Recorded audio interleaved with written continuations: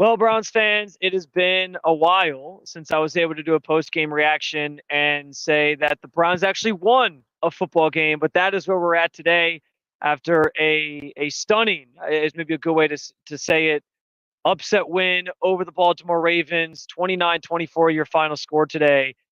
So many different things to talk about. I think starting with the fact that, this team, there was something weird coming into this game from the start because yesterday, obviously, there was the tragic news of Jim Donovan, longtime play-by-play announcer for the Cleveland Browns, passing away. He had been battling leukemia for quite some time. And as I'm sure many of you guys already knew.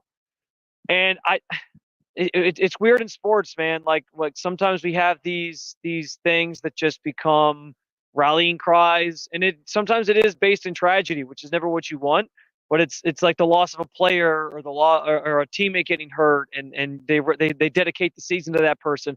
And in this instance, it did feel like today that the passing of Jim Donovan served as like a rallying cry for this team, and that they felt this some sort of energy around trying to get a win for him.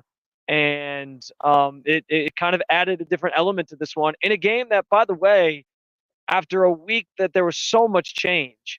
Jameis Winston taking over at quarterback because Deshaun Watson's obviously done for the season. And then Kevin Stefanski with the surprising announcement this week that he was handing over the play calling duties to Ken Dorsey as well. Like on one hand, it was like maybe it's too much change to spark much of anything, and there's problems will persist, and it's just going to be too much to overcome. On the other hand, there was something to be said for having a quarterback today that was able to, play and read a defense and do it at a high level and generate some energy from the offensive group, despite not being totally perfect at all times. And I think that played out today against a bad Ravens passing defense to boot.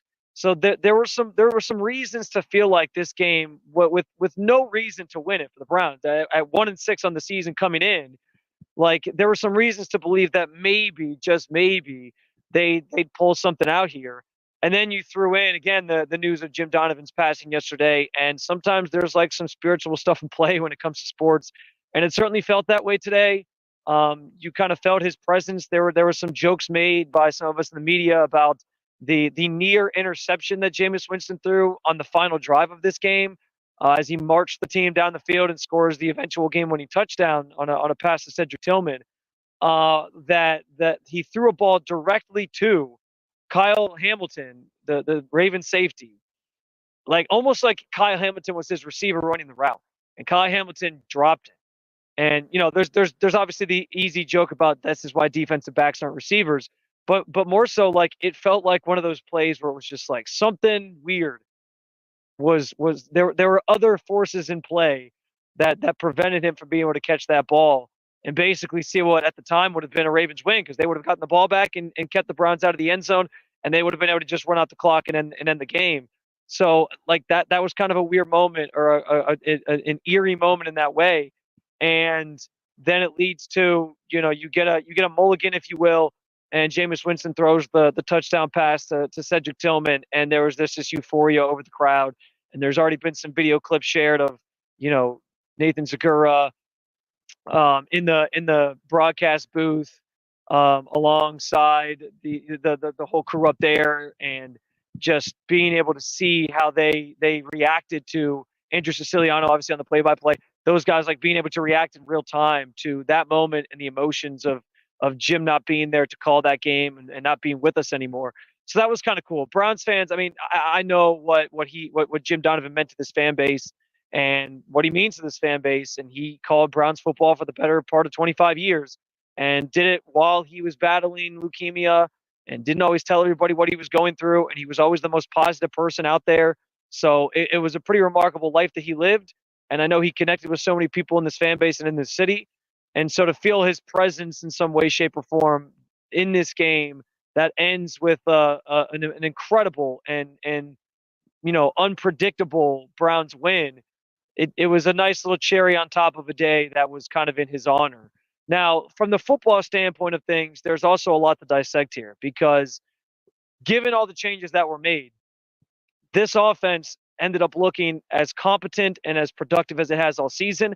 There was a lot of firsts today for this offense. First time scoring over 20 points in a game. They nearly scored 30, by the way. First time a quarterback in Jameis Winston threw for over 200 yards in a game this season.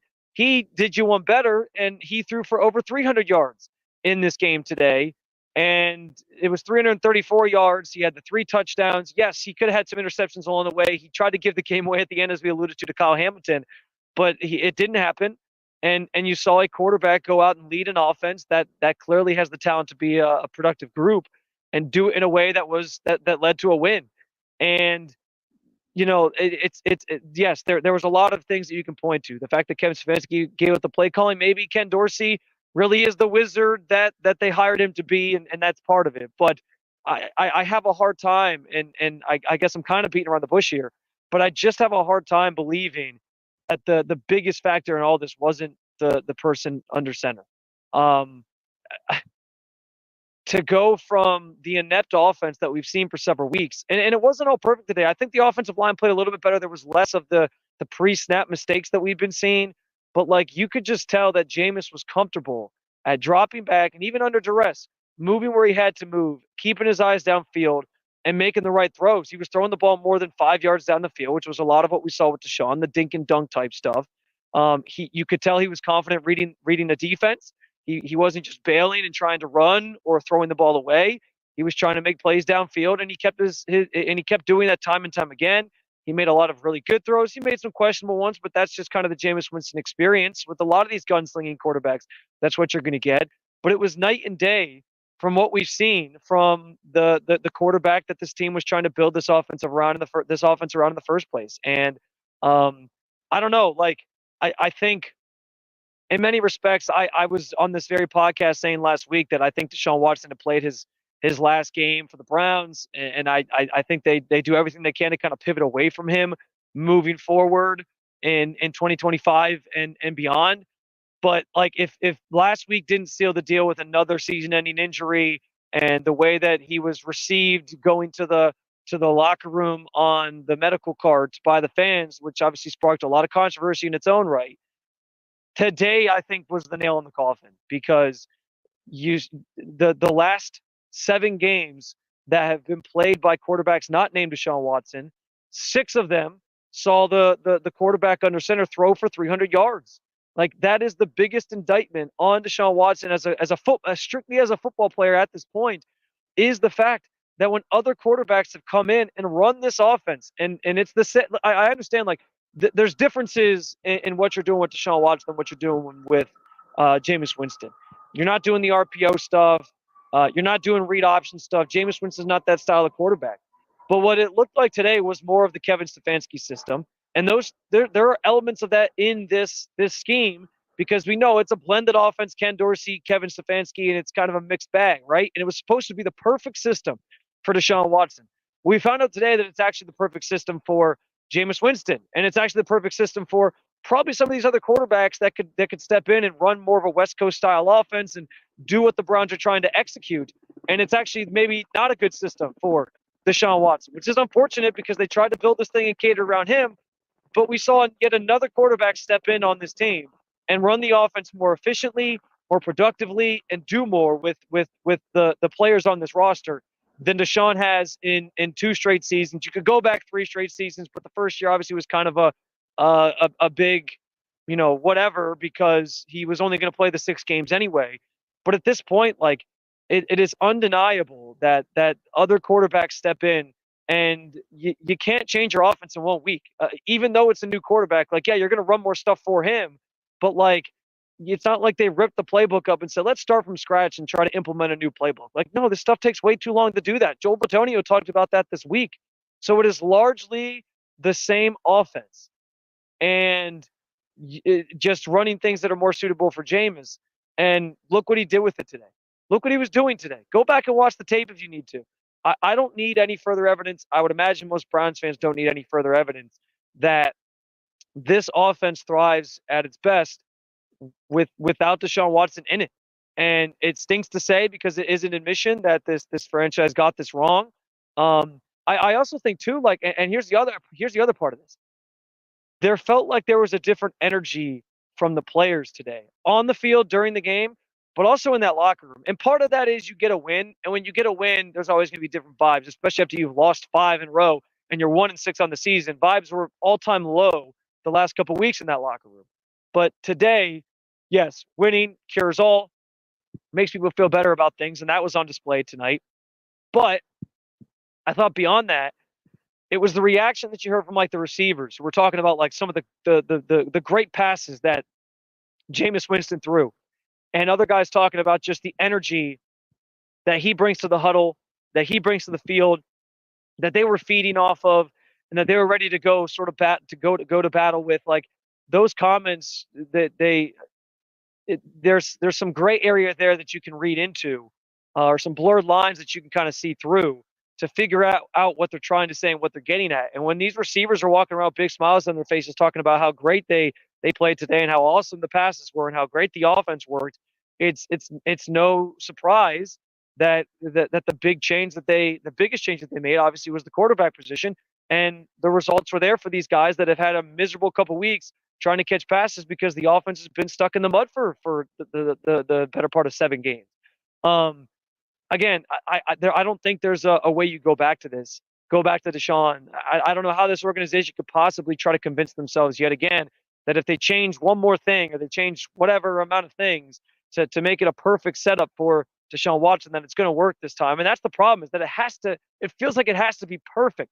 The perfect set of conditions and circumstances for Deshaun Watson to be able to play well. And that's just not life in the NFL. Even Patrick Mahomes doesn't have a perfect set of circumstances with the Chiefs. That guy's got like the island of misfit toys at wide receiver, and he's still going out and winning Super Bowls. He's had banged up offensive lines. He's had other issues. Like he's had guys dropping passes. He finds a way to overcome it. That was supposed to be the type of quarterback Deshaun Watson was, and we haven't seen it to this point. And then when other quarterbacks are coming in and running the system better than you, it's telling. It's very, very telling. One of the players that had a great game today was Cedric Tillman. I think his story is great, especially because you think back to 5 weeks ago, and he was sitting there at his locker just despondent because he had dropped a key pass on a 4th down play against the Giants that cost them the game, ends a potential scoring drive to try to win that one and steal that one. And to think about the emotions he felt in that moment and in that game several weeks ago where he clearly was just like beside himself and couldn't and felt like the loss was on him, to tonight seeing him stand at his locker with a big smile on his face, just grinning from ear to ear about the performance that he had, a career performance. He had 7 catches, 99 yards, and scored 2 touchdowns. Came out of the day having yet to score a touchdown in his NFL career. Jameis Winston hooks up with him for 2 touchdowns, including the eventual game winner with a minute to go in regulation. It was a phenomenal day for him. And I think that is a sign of like when you have a good quarterback out there, they can raise the level of play of the players around them. And you saw that from Jameis today. I'm not saying Jameis is the future at the position here in Cleveland. I'm not saying that they maybe still could consider trading him, and maybe will still trade him at the trade deadline in a couple of weeks, especially if he plays well next week against the Chargers, and then his stock's at a point where you can get something valuable for him. But man, like we continue to see other quarterbacks step in and take over this offense, and the success that they're having is undeniable. So I think today, if it wasn't closed already, today probably closed the book on the Deshaun Watson chapter. And now it's all about like what the team wants to do from here. Because I mentioned the trade deadline.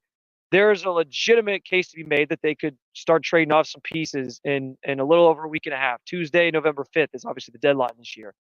After this Chargers game coming up next weekend, and leading into the Browns bye week, ironically enough. So they'll have a chance to kind of evaluate where they're at, what they want to do. And that's maybe the most interesting thing here, because there's a chance that they could see what Jameis did today and does next week and say, you know what? Let's go for it. Let's keep Jameis here. Let's not trade off everything that we can for picks, and let's try to make some sort of run here late in the season and see if there's some magic in this thing that we can find ourselves back in the playoff picture and run with it and try and just do what we can to try to be the team that we thought we could be at the beginning of the season. Or they could pivot and say, the 1-6 start has basically ended all hope that we have. And we do have to start thinking about the draft and thinking about the future. So we are going to trade some of these guys. It's an interesting dilemma because we've talked about it before, but Kevin Stefanski has to be careful not to lose this locker room. And trading somebody like Jameis after the performance he put up today, would sort of signal to guys like Myles Garrett and Joe Bitonio and others that, like, yeah, we're kind of folding up shop on this season and we're looking ahead to the future. And who knows if those guys want to be part of something like that or if they approve something like that. And that's where you start to get, you know, disgruntled employees, if you will, in the locker room who aren't so happy with your head coach or whatever. So you have to, it's a fine line. You have to walk a fine line as the head coach of this team and as the GM of this team making those decisions. But they are serious conversations that are going to sort of percolate here in Cleveland and out in Berea at the team facility over the course of the next week plus to determine what the path forward is for this team in 2024. Maybe that's answered by a loss next week to the Chargers. I'm not saying you should root for that, but maybe some people are because they just want the ping pong balls. I guess it's not ping pong balls. That's more of an NBA thing. But if you just want the draft pick, then yeah, maybe, or you're thinking draft mode, then maybe you are rooting for a loss next week.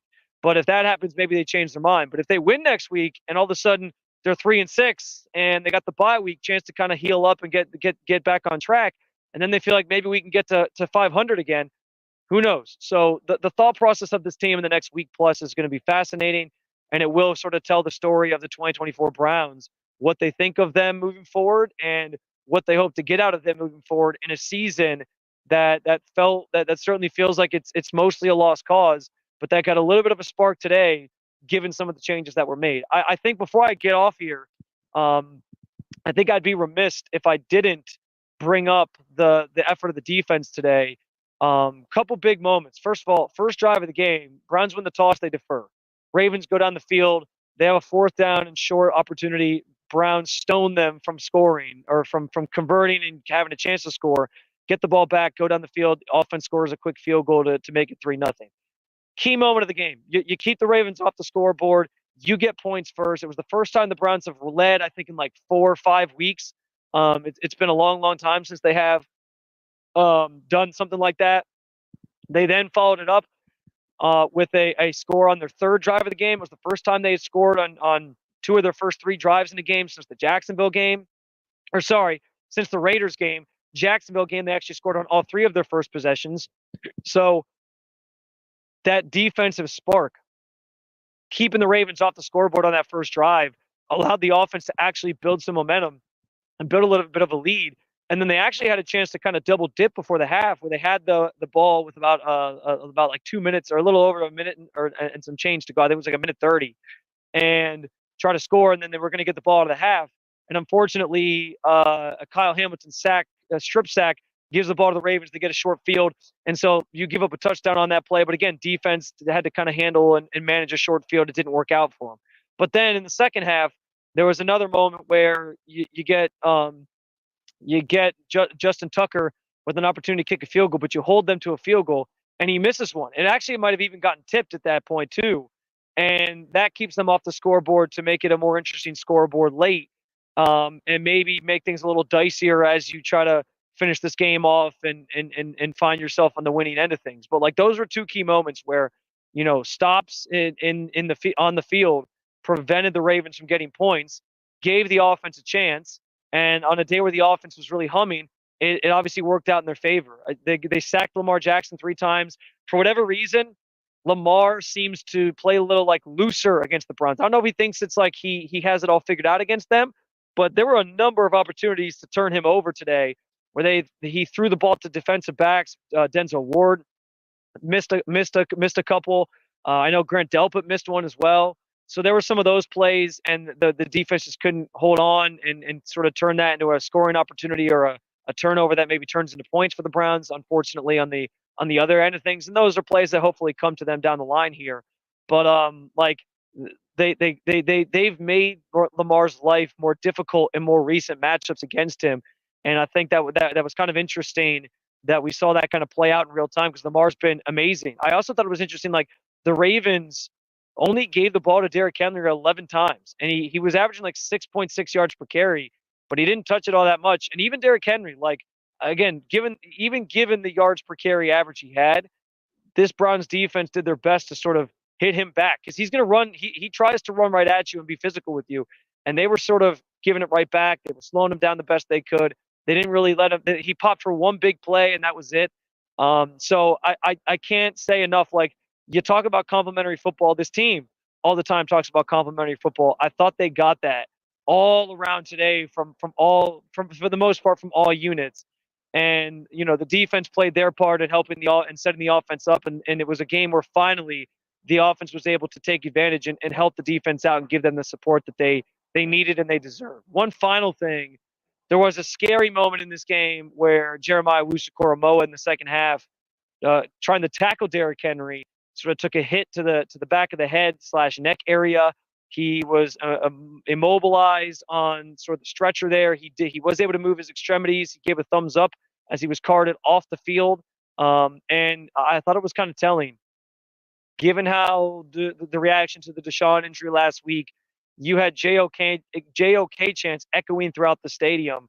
And so the support of this fan base for him was clearly on full display. And I thought that was kind of like a nice breaking of bread, if you will, between the fans. And not that I thought anyone was going to boo JOK, and I understand there's different circumstances there between the two players.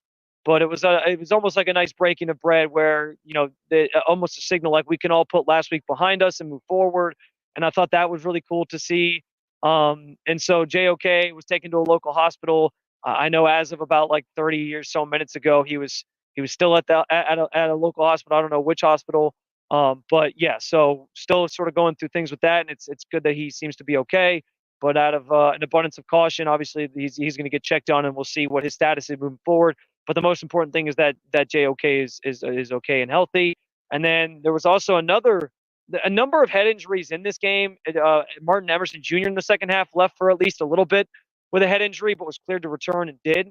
But also Denzel Ward, the team's top cornerback, suffered a sixth concussion of his NFL career, at least known concussion of his NFL career, in his second this season. And he did not return to this game after suffering that injury. And it was on sort of more of like a routine play where his head just kind of hit the ground, which is also very alarming because we always hear about like the more of these you get, the easier it becomes to re-injure your brain, if you will, get another concussion. And so I think, this is starting to become, and already has become, a more troubling situation for Denzel Ward. I know he has been adamant he has no plans of retiring and all these things, but you start to worry about the player safety side of this when it comes to a player with that many concussions throughout his career. So head injuries were a theme today. Unfortunately, you never want that to sort of be a backdrop or a narrative coming out of a game. But yeah, those are two situations that we're obviously going to have to keep an eye moving forward on the defensive side of the ball.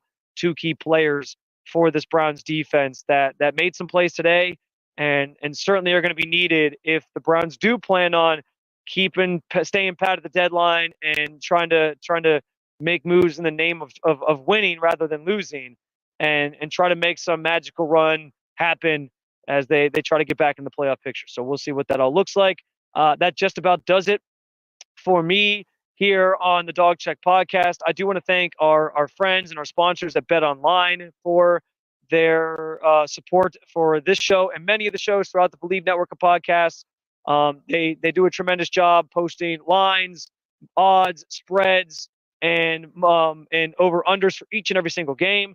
Hopefully some of you guys got in and early on and played the Browns spread at Bet Online when it opened up at like 9.5 earlier this week, and you won some money there. Maybe you played the Browns money line and you won some money there. You can also check out their online slot machines, their poker, and much, much more. It's all available to you at Bet Online, and we thank them again for their support throughout the Believe Network of podcasts. I will be back with our good friend and former Cleveland Browns legend, Eric Metcalf, later this week, which, guys, we haven't had a chance to talk about a win in a while. I'm looking forward to seeing Eric with a big grin on his face with an opportunity to talk about what was a Browns victory today, and a massive one at that over a division rival and a team that many thought they didn't have a chance against. So that'll be a fun conversation. I hope you join us for that later in the week. But until then, appreciate you guys jumping on in with us. Again, Dog Check, part of the Believe Network of podcasts, and also airing throughout the great state of Ohio on a TV near you. I'm Spencer German signing off from Huntington Bank Field. We'll be back this week with more episodes. And as always, go Browns.